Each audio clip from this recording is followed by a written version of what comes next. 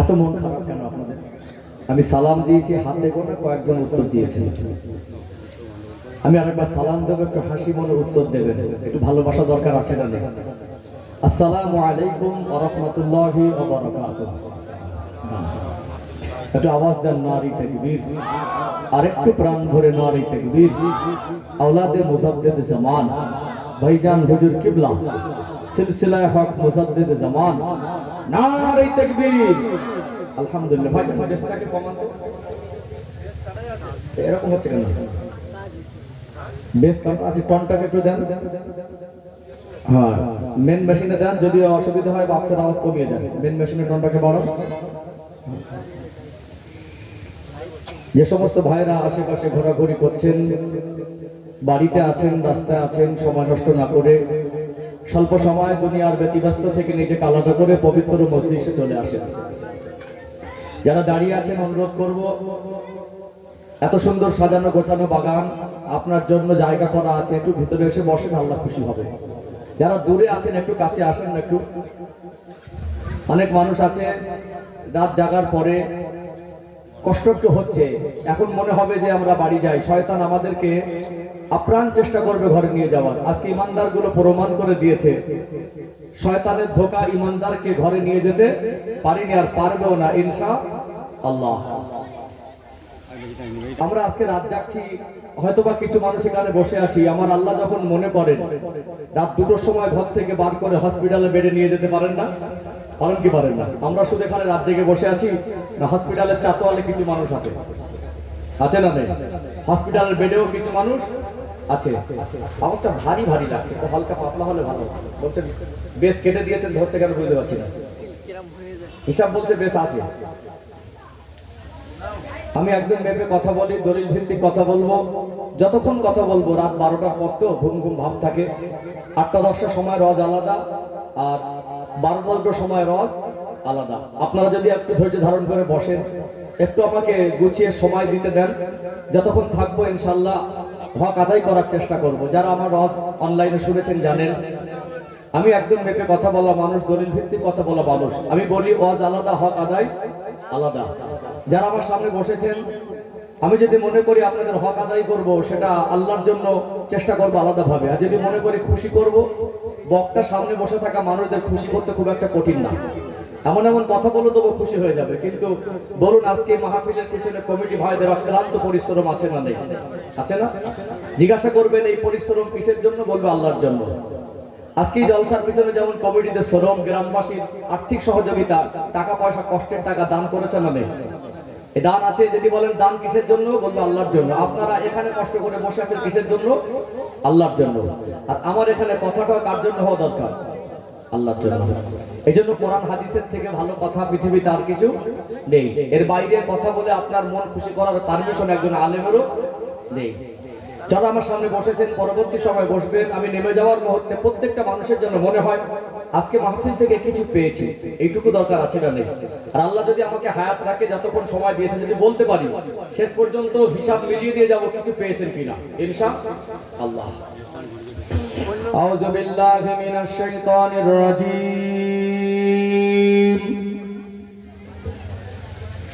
বিসমিল্লাহির রহমানির রহিম। নাহমাদুহু ওয়া নুসাল্লি আলা রাসূলিহিল কারীম। আম্মা বা'দু ফায়া আইয়ুহাল হাদিরুনা রাহমাকুমুল্লাহ। قال الله تعالى في كلامه المجيد وفي الفرقان الحميد: يا أيها الذين آمنوا اتقوا الله حق تقاته ولا تموتن إلا وأنتم مسلمون.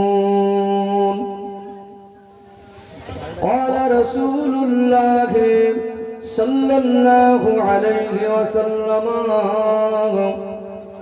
أكمل الإيمان أحسنهم خلقا وقال الله تعالى في كلامه المجيد وفي الفرقان الحميد إن الله وملائكته يصلون على النبي يا أيها الذين آمنوا صلوا عليه وسلموا تسليما اللهم صل على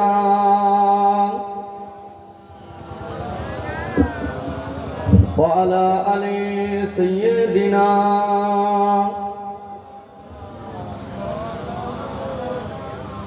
मददगार जिसका रसूल खुदा हो उसे और हिम्मत का परवाह क्या गए मदद को चले आएंगे कमली वाला डूबते डूबते ही समझ जाएगा अल्लाहुम्मा सल्ली अला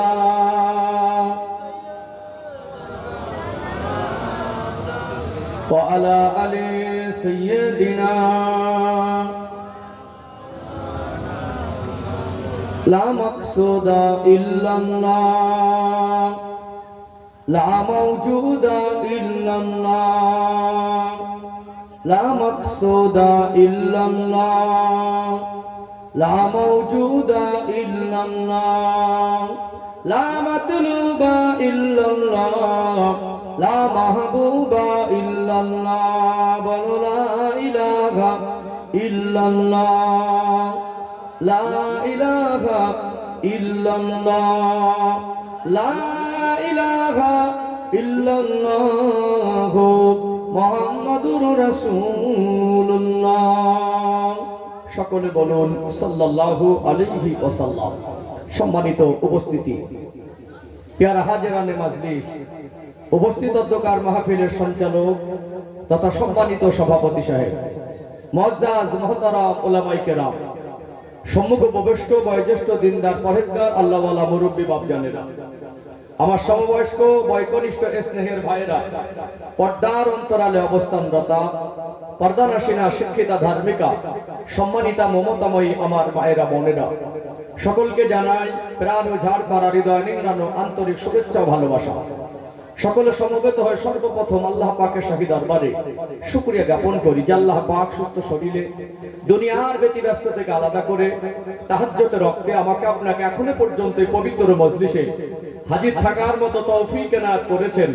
আল্লাহ পাকের শাহী দরবারে কৃতজ্ঞতা প্রকাশে অন্তরের অন্তরস্থল থেকে সম্মিলিত কণ্ঠে প্রাণ ভরে উচ্চ আওয়াজে বলেন আলহামদুলিল্লাহ। সবাই মিলে প্রাণ ভরে আরেকবার বলেন আলহামদুলিল্লাহ।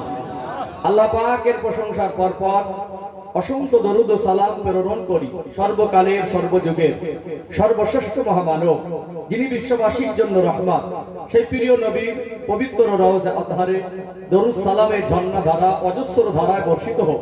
ভক্তির সঙ্গে বলুন সাল্লাল্লাহু আলাইহি ওয়াসাল্লাম।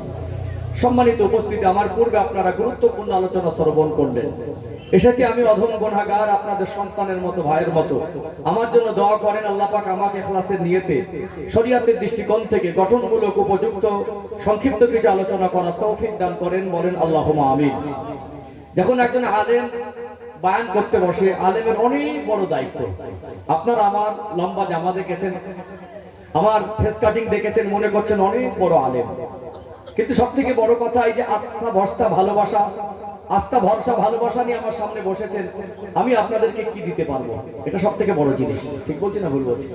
আজকে দেখুন আমাদের জীবনে বহু ঘাটতি, আজকে আমরা এই জায়গাগুলোকে সঠিক মূল্যায়ন করতে পারিনি বলে একদল মানুষ বলে জলসা দিয়ে লাভ নেই। 50 বছর জলসা শুনে আমাদের জীবনটাকে আমরা পরিবর্তন করতে পারিনি। কেন পারিনি, এই প্রশ্নের উত্তর আমরা এখনো পর্যন্ত খোঁজার চেষ্টা করিনি। একদম বলছি, হক আদায় আলাদা আর অজ আলাদা। আমি আপনাদের মন জয় করতে আসিনি, আর কোরআনের থেকে ভালো কথা, হাদিস শরীফের থেকে ভালো কথা দেওয়ার ক্ষমতা আমার নেই। আমি এমন মেজাজের মানুষ, আমার মসজিদ থেকে কেউ উঠে গেলে আমার কষ্ট হয় না, আর খুব বেশি মানুষ এসে গেলে আমার খুব একটা আনন্দ হয় না, কারণ আমার জন্য যদি কেউ আসে তার বেকার হয়ে যাবে। আর আমার কথা যদি কোরআন হাদিসের দৃষ্টিকোণ থেকে হয়, যদি ওই কথা তার ভালো না লাগে, সে যদি চলে যায়, এর থেকে ভালো লাগানোর মতো আমার কাছে আর কিছু নেই। আছে কি? আমার কাছে আমার দৃষ্টিকোণ থেকে অনেক বড় জলসা, মানে অনেক লোক, অনেক বড় লাইটিং, অনেক বড় প্যান্ডেল, এটা আমার কাছে অনেক বড় নয়। আমি বাংলাদেশে যে মাহফিলগুলো যাই, আপনারা দেখেছেন, এখান থেকে বসে পিছনে পত্রালোক আন্দাজ করা যায় না, ওটা আমার কাছে বড় মনে হয় না। একজন মানুষ আমার সামনে বসুক, ওর উদ্দেশ্য আল্লাহর জন্যই হোক, আর আমি ওই একজন মানুষকে আমি আল্লাহর জন্যই, আল্লাহ সন্তুষ্টের জন্য, তার জীবনের উন্নতির জন্য, তার জীবনে ঘাটতি পূরণের জন্য যেটা আমার কাছে উপযুক্ত মনে হয় সেটা আল্লাহর জন্য পৌঁছে দেই। এতে যদি আল্লাহ খুশি হয়, ওটা আমার কাছে বড় মনে হয়। ঠিক বলছি না ভুল বলছি? আমাদের বাংলার মানুষের একটা সব থেকে নেগেটিভ দিক কি জানেন? আমরা ওয়াজ শুনে অভ্যস্ত হয়েছি, বুঝে অভ্যস্ত হইনি। বাস্তবে একজন খুব যোগ্য আলেমকে, একজন ভালো মানুষকে, একজন খোদাভীরু মানুষকে আপনার সামনে বসিয়ে দেওয়া হবে, একদম সহজ সরল ভাবে কোরআনের কথাগুলো সুন্দরভাবে গুছিয়ে আপনার কাছে তুলে দেবে। গলায় যদি সুর না থাকে, বলে বক্তা ভালো না। আমি আমার দৃষ্টিকোণ থেকে সুর টানটাকে ওয়াজ মনে করি না। যদি বলেন সুর টানটা ওয়াজ, বলুন তো কাওয়ালিতে সুর আছে না নেই? একটু হ্যাঁ দেন। কাওয়ালিতে গানে সুর আছে, আবার কোরআনুল কারীম তেলাওয়াত করা হয় সুর দিয়ে। বাংলার পরিবেশে ওয়াজ নসিহতের মধ্যে একটা সুর চলে, চলে কি চলে না? আমি বলবো সুর টানটা ওয়াজ না, ওটা ওয়াজের সৌন্দর্য। যদিও সুরের ধারাগুলো ভিন্ন, তবে মনে রাখবেন আমাদের উদ্দেশ্য কিন্তু আল্লাহকে সন্তুষ্ট করা, উদ্দেশ্যে জীবনের ঘাটতি পূরণ করা। কথা ঠিক না ঠিক? সুর টানতে আমি কথা বলে আজকে বলবো, কিন্তু উদ্দেশ্যের বাইরে যাওয়া উচিত নয়। আমরা এমন শুনে অভ্যস্ত হয়েছি, সারা রাত ওয়াজ শুনবো, বলবে কিরকম ওয়াজ শুনলে, ভীষণ ওয়াজ শুনেছি, সকালবেলা বলবে কি বুঝলে, আর হিসাব মেলাতে পারে না। কথা ঠিক বললাম না ভুল বললাম? আমার সামনে যারা বসেছেন, শোনার থেকে বোঝার মেজাজ নেন। আমি ভিত তৈরি করব, আলোচনা উপযুক্ত তুলে ধরবো ইনশাআল্লাহ। আপনারা জানেন একটা ঘর করতে গেলে ভিত দরকার আছে না নেই? ভিত ছাড়া ঘর হয় না। অল্প কথায় বোঝানো যাবে যদি ভিতটা মজবুত হয়। আজকে আমাদের বর্তমান সময়ে জীবনের জন্য যেটা দরকার, সেরকম একটা উপযুক্ত দিক ইসলামের থেকে বেছে নেওয়া দরকার আছে না নেই? ইসলামের একাধিক দিক আছে, সেগুলো আলোচনা করা যেতে পারে। আমরা জানি ঔষধের দোকানে অনেক রকম রোগের ঔষধ থাকে, যেটা আমাদের যখন প্রয়োজন হয় সেটা আমাদের কাছে দামি মনে হয়। আজকে 2023 সাল 24 সালে আমরা যে সিচুয়েশনের মধ্য থেকে জীবন যাপন করছি, আমাদের জীবনে যেই দিকটা বেশি আলোচনা প্রয়োজন সেই দিকটা তুলে ধরা দরকার আছে না নেই? আছে না?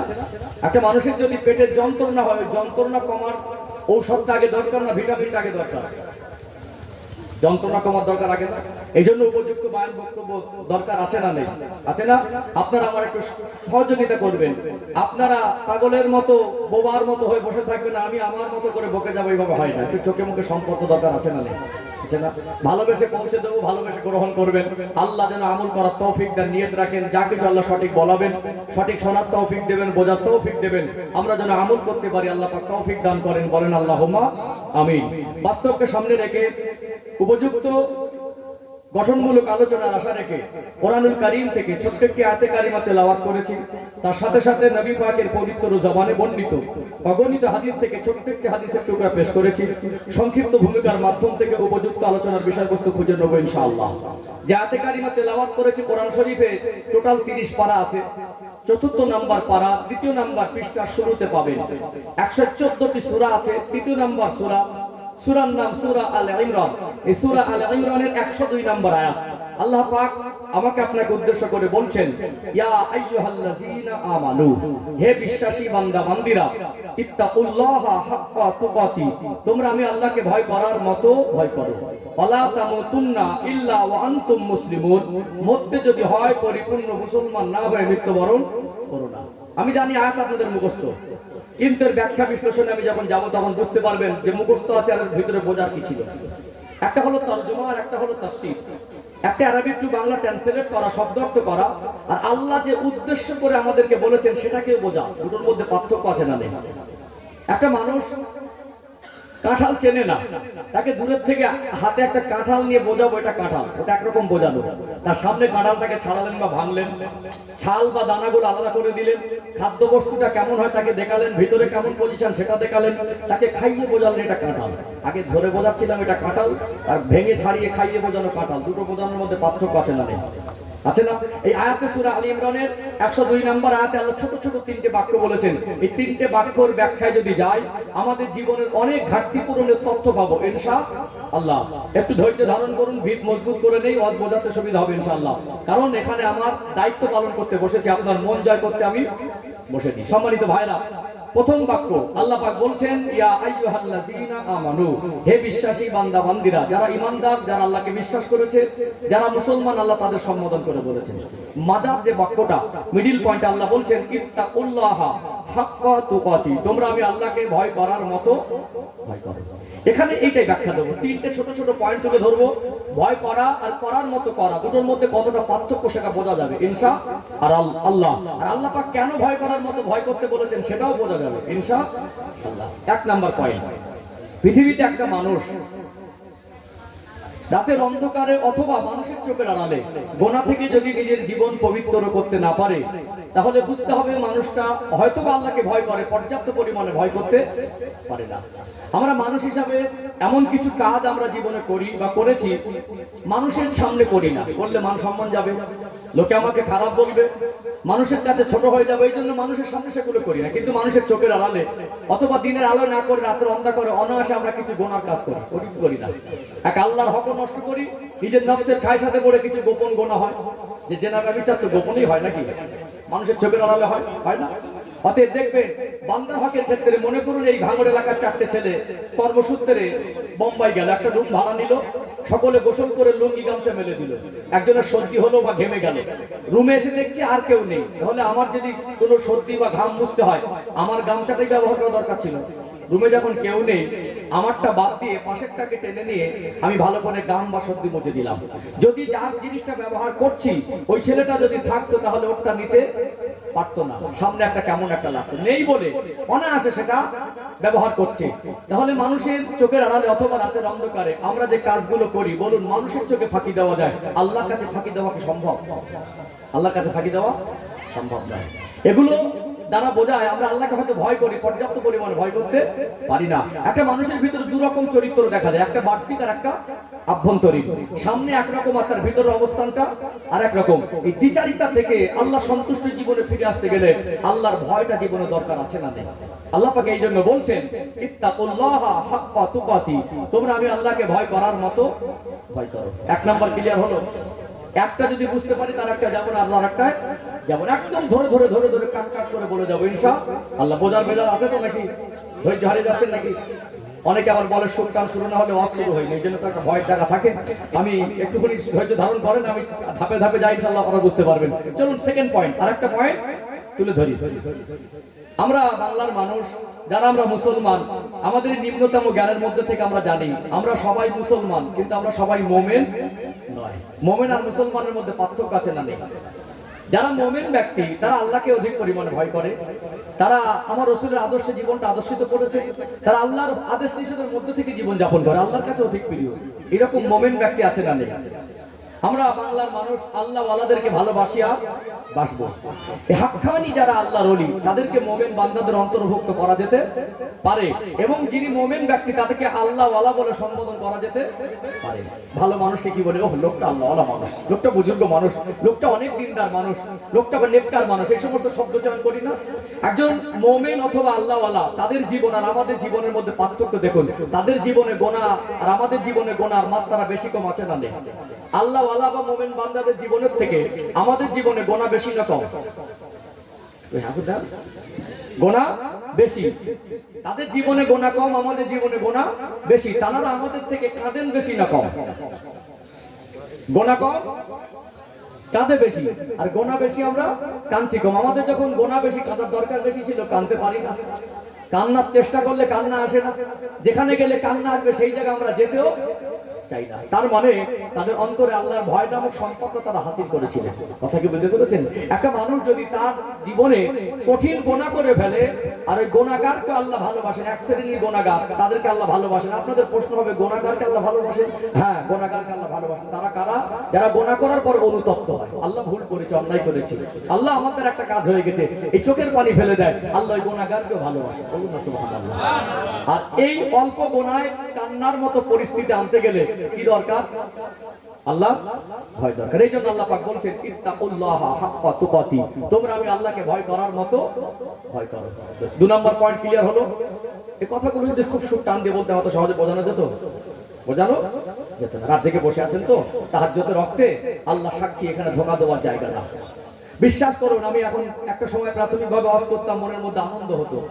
এখন মনে হয় মানুষকে কি দিলাম, আমার কম আমার থেকে কি পেল।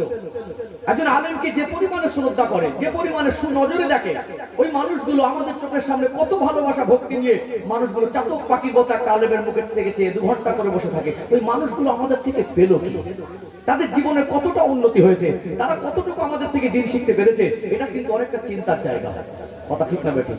বিশ্বাস করুন, আপনারা আমাকে যত বড় আলেম মনে করছেন, আমার আল্লাহর দৃষ্টিকোণ থেকে যদি আমি আলেম না হই, আপনারা পৃথিবীর মানুষ আমাকে আলেম মনে করলে এতে আমার কোনো লাভও হবে না।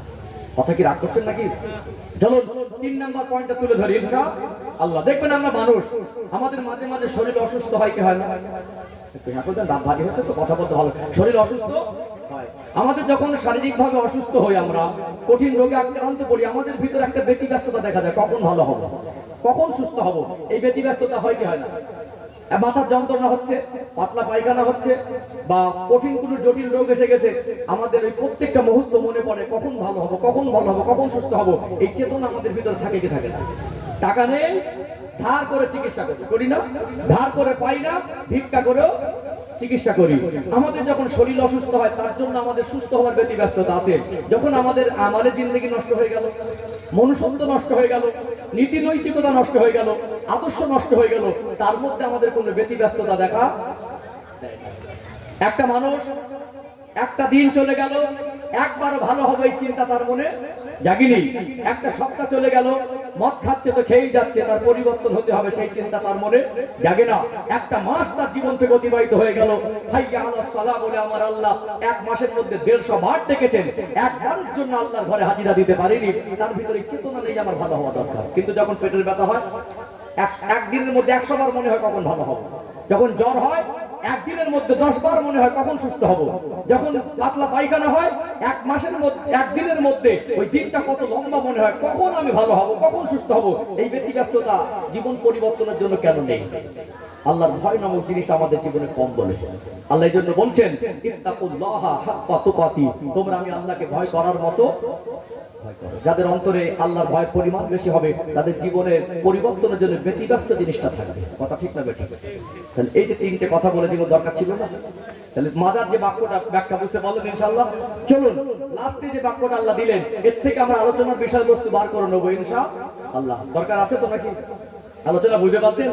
একটু রেসপন্স দিয়ে যাবেন, তাহলে ভিত একটু মজবুত করে নেই, অসুবিধা হচ্ছে না। ধৈর্য হারানোর নাকি, একটু ধৈর্য ধরে থাকুন, ধৈর্য হারা হন না। আমি ইনশাআল্লাহ দেখি কিছু দিয়ে যেতে পারি কিনা। সম্মানিত ভাইরা, শেষের বাক্যে আল্লাহ বলছেন ওয়ালা তামুতুন্না ইল্লা ওয়া আনতুম মুসলিমুন। মরতে যদি হয়, আজ পর্যন্ত মৌত বা স্বীকার করার ক্ষমতা পৃথিবীর কোন শক্তি, পরিপূর্ণ মুসলমান না হয়ে মৃত্যুবরণ কি না হয়ে, ভালো করে খেয়াল করবেন, পরিপূর্ণ মুসলমান না হয়ে মৃত্যুবরণ করো না। পরিপূর্ণ মুসলমান না হয়ে।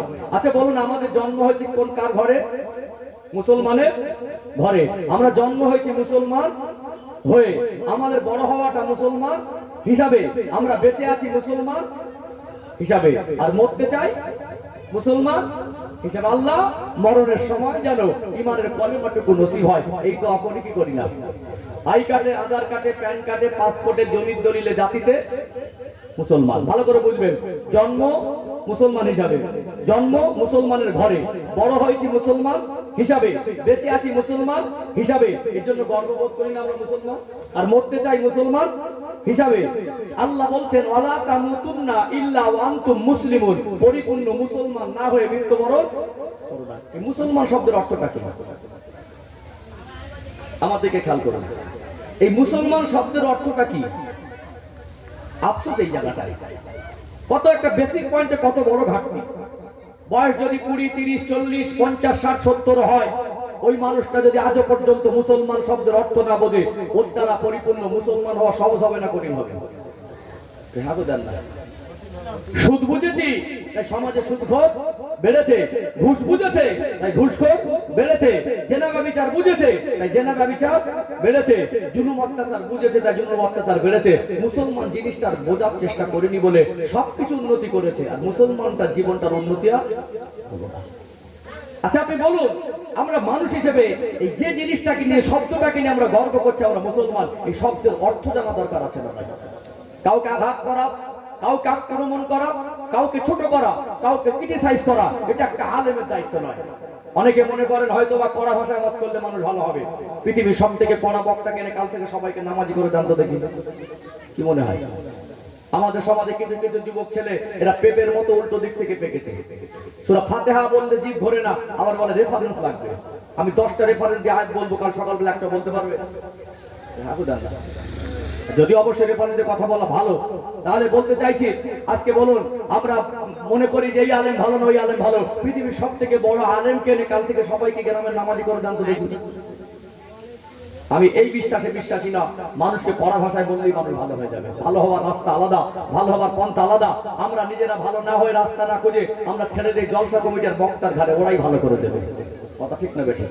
সম্মানিত ভাইরা, এখানে আক্রমণ করার জন্য একজন আলেমকে বসানো হয় না। আল্লাহ রাসূল সাল্লাল্লাহু আলাইহি সাল্লামের উত্তম আদর্শ, তার জবানের মধুর ভাষা আর কোরআনুল কারীম নিয়ে মক্কার জমিনের সবথেকে নিকৃষ্ট মানুষদের কাছে নবী আমার গেলেন। আল্লাহর কোরআনুল কারীমের বরকতে ও আমার নবীর মাধুর্য ভাষা, আমার নবীর উত্তম আচরণে তারা মুগ্ধ হয়ে আল্লাহ তাদের অন্তরে ঈমানের নূর ঢেলে দিলেন। বড় বড় নিকৃষ্ট কঠোরপন্থী কাফেররাও ইসলামের আলোয় আলোকিত হয়ে তারা জীবনটা শুধু সাহাবার দরজা পর্যন্ত পৌঁছায়নি, জান্নাতে সার্টিফিকেট পেয়েছিলেন। বলুন না সুবহানাল্লাহ। এখানে একজন আলেমের দায়িত্ব বুকে জড়িয়ে ধরে ভালোবাসা দিয়ে সে মানুষটা যতই খারাপ হোক তার কাছে কোরআনের বাণী দিয়ে পৌঁছে দেওয়া, কোরআনের বাণী দিয়ে হেদায়েতের রাস্তা দেখিয়ে দেওয়া। ওই মানুষটা যত কঠোর হোক, আল্লাহ কোরআনুল কারীমের একটা মুজিজা, কঠোর হৃদয়ের মানুষের কাছে যদি কোরআনুল কারীমের বাণী স্বচ্ছ মন নিয়ে তার কাছে ভালোবেসে পৌঁছে দেওয়া যায়, আল্লাহ তার অন্তর নরম করে দেয়। বলুন না সুবহানাল্লাহ। আমি আপনার জীবনের পরিবর্তনের ঠিকাদার নয়। আপনি যদি পরিবর্তন নিজের থেকে না হন, পৃথিবীর কোন শক্তি আপনাকে কেউ পরিবর্তন করে দিতে পারবে না। সম্মানিত ভাইরা, পরিবর্তন রাস্তা আলাদা, আমরা খুঁজছি আলাদা জায়গায়। চলুন, আমি যে কথাগুলো বলছি বুঝতে পারছেন তো? আচ্ছা, যে কথাটা ছোট করা নয়, এটা বাস্তবটা উপলব্ধি করুন। যত মানুষ আপনারা এখানে এসেছেন আজকে, বলুন তো এর ভিতরে আমরা সবাই কি জানি মুসলমান শব্দের অর্থ? আমার কথা মিলছে? আমরা শুনে অভ্যস্ত হয়েছি, বুঝে অভ্যস্ত। শুনে শুনে বুড়ো হয়ে গেলাম, মুসলমান শব্দের অর্থ বুঝলাম না। মুসলমান দাবি করে করে বুড়ো হয়ে গেলাম, মুসলমান শব্দের অর্থ বুঝলাম না। এই মুসলমান শব্দের অর্থ জানা দরকার আছে না? দরকার আছে তো? আমি দেখেছেন আমার সময়টা উত্তরবঙ্গের দিকে বেশি কাটি। এই 2-24 পরগনার পরিবেশের ওদিকের পরিবেশের মধ্যে পার্থক্য কি জানেন? ওই সমস্ত এলাকায় জলসা মাহফিলে শিক্ষিত মানুষদের পাওয়া যায়। একজন ডক্টরও জলসায় বসে, একজন মাস্টারও জলসায় বসে, একজন ধনীও জলসায় বসে। আমাদের 2-24 পরগনার কিছু মানুষের পয়সা হয়ে গেল, শিক্ষা হয়ে গেল, ওরা জলসায় বসতে চান, জলসা ওদের না। ঠিক গো? আলেমের সামনে বসতে যদি লজ্জা হয়, মরে যাওয়ার পরে তোমার জানাজাটা কি পড়বে? আমার কথায় বার্তায়, আমার লেবাসে পোশাকে, আখলাকে, চরিত্রে, চাল চলনে, বায়ান বক্তব্য যদি আলেমের মতো না হয়, আমার থেকে মুখটা সরিয়ে নেন। নবীর হাদিসের থেকে মুখটা সরাতে পারবেন না। কথা ঠিক না বেঠিক? আপনি আজকে মনে করেন চট বিছানো আছে, ইসলাম তো এই জায়গাটাকে জান্নাতের বাগান বলেছে। চট বিছানো মানে এখানে আসলে মানুষের ভিতরে ভেদাভেদ মিটে যায়, এখানে আসলে মানুষের জীবনটা অহংকার মুক্ত হয়। কথা ঠিক না বেঠিক? বলুন, এখানে কালো ফর্সার পার্থক্য নেই, ধনী গরিবের পার্থক্য নেই, শিক্ষিত অশিক্ষিতর পার্থক্য নেই, এখানে দিনদার আর নেককারের পার্থক্য নেই। আজকে যা বসেছে সবার বসার জায়গা এক জায়গায়। পৃথিবীর জমিনে মনুষ্য জাতির জন্য আমার রাসূল বলেছেন সব থেকে উৎকৃষ্ট জায়গা মসজিদ। মসজিদ এমন একটা জায়গায় যেখানে গিয়ে রুকু আর সিজদা দিলে আল্লাহ সব থেকে কাছাকাছি হয়, সেখানে গেলে অহংকার মুক্ত জীবন তৈরি হয়। বলুন না সুবহানাল্লাহ। লক্ষ্য করে দেখবেন, পৃথিবীর সব থেকে ধনী মানুষটা যখন গিয়ে মসজিদে ঢুকে দেখে সব থেকে গরিব মানুষটা তার সামনের কাতারে দাঁড়িয়ে আছে, এই পৃথিবীর সেরা ধনী হয়ে গরিবটাকে পিছনে দিতে পারবে না। এর নাম হলো ইসলাম। পৃথিবীর সব থেকে শিক্ষিত মানুষ গিয়ে দেখবেন, পৃথিবীর সব থেকে অজ্ঞ মানুষ তার সামনের কাতারে দাঁড়িয়েছে, এই পিছনে টেনে দিতে পারবে না। এর নাম হলো ইসলাম। পৃথিবীর সব থেকে সে যদি ভালো মানুষ হিসেবে জীবন তৈরি করতে পারে, আর পৃথিবীর সব থেকে বড় গুনাহগার যদি তার পাশে দাঁড়ায়, গুনাহগার বলে সরিয়ে দিতে পারবে না। এর নাম হলো ইসলাম। দুনিয়া মনে করছেন চট বিছানো জায়গায় বসবো না, কোরআনুল কারীমের জন্য আল্লাহর জন্য, রসুলের জন্য, জাহান্নাম থেকে বাঁচার জন্য, কবর আযাব থেকে বাঁচার জন্য চটে কেন যদি ধুলোয় বসতে হয় তাতে আপত্তি নেই। কারণ আজকে তো চট বিছানো আছে। বলুন, পৃথিবীতে যত বড় রাজা হোক, বাদশা হোক, মহান ব্যক্তি হোক, বিশিষ্ট হোক আর যেই হোক, মরণের পরে তার কবরে বিছানার কোনো পার্থক্য, বিছানার কোনো পারমিশন আছে? क्या तुम कब्रिस्तान के पास से कभी नहीं गुजरते? कब्र को देखकर अपने मौत को याद नहीं कर सकते? দুদিন বেঁচে আছো, দুটো পয়সা হয়েছে, দুটো ডিগ্রি হয়েছে, মনে করছো ও জায়গাটা আমার নয়। মনে রাখবে, কবরের ধারে যাবে পৃথিবীর সেরা ধনীর জন্য 3.5 হাত বরাদ্দ, আর পৃথিবীর সেরা গরিবের জন্য 3.5 হাত বরাদ্দ। কথা ঠিক না বেঠিক? দুনিয়া অহংকার করছো, ইন্নাহু লা ইউহিব্বুল মুস্তাকবিরিন, নিশ্চয় আমার আল্লাহ অহংকারীকে পছন্দ করেন না। আলোচনা রাগ করছেন নাকি? কথাগুলো বাস্তব বলছি না বাস্তব বলছি? সম্মানিত ভাইরা, যে কথা বলছিলাম, তাহলে আজকে অনেক সমাজে বিদ্যার অভাব নেই, পণ্ডিতের অভাব নেই, জ্ঞানীগুলির অভাব নেই, বিশিষ্টজনের অভাব নেই। চায়ের দোকানে এমন মানুষ বসে বসে গল্প করে, কথাবার্তার বাদন শুনে মনে হবে অ্যাডভোকেট বসে আছে। শুধু বলবেন মুসলমান শব্দের অর্থটা বলো তো, বলতে পারবে না। এই মসজিদ সবার জন্য দরকার আছে না নেই? এখানে এসে আমার বড়ত্ব প্রকাশ করার জায়গা না। আমি কত বড় আলেম, কত বড় বক্তা, এটা প্রকাশের জন্য এখানে আমাকে বসানো হয়নি। আমার সামনে যারা বসে আছে তারা আল্লাহর জন্য বসেছে। আমার কথাগুলো আল্লাহর জন্য হবে। আমাদের জীবনে ঘাটতি পূরণের জন্য কোরআন হাদিস থেকে ভালোবেসে বুকে জড়িয়ে তার কাছে পৌঁছে দিতে হবে। কথা ঠিক না বেটা? এখানে অহংকারের জায়গায় নেই, বড়ত্ব প্রকাশের জায়গায় নেই, এখানে গরম দেখানোর জায়গা নেই। এমনি নবী এখানে জান্নাতের বাগান বলিনি। এই স্বচ্ছ মন নিয়ে, ভেদাভেদ ভুলে, গরম জীবন থেকে বেরিয়ে ঠান্ডা জায়গায় বসলে